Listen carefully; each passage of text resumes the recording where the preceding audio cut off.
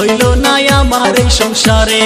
দিনে রাইতে আমার সাথে খালি ঝগড়া করে, কথায় কথায় বাপের দেয়া বস্তুর খোটা মারে। দাদা কেন করাইলা আমায় বিয়া, আমি চিন্তায় বাঁচি না।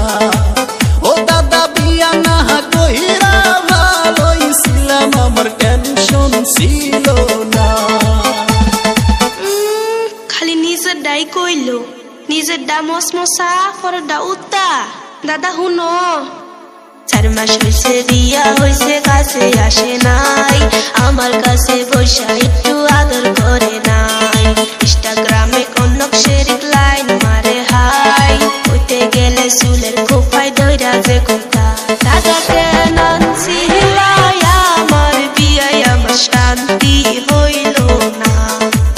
ও দাদা বিয়া না বৈশাই ভালো ছিলাম, আমার টেনশন ছিল না।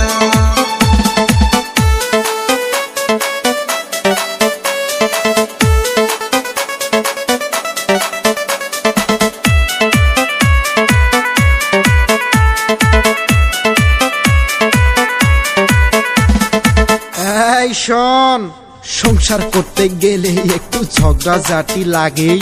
ঝগড়াঝাটি না হইলে কি ভালোবাসা জাগে? বিয়ের বউয়ের মতো কি আর হয় অন্য নারী? মিলে মিশে সংসার কর, এটাই আশা করি।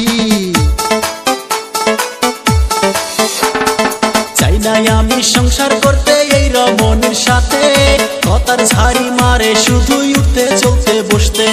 জিনিসপাতি গয়না খাটি অভাব তো দেই নাই, তবু কেন আমার সাথে ভেস্তি পারে হায়। দাদা কেন করাইলা আমায় বিয়া, আমি চিন্তায় বাঁচি না।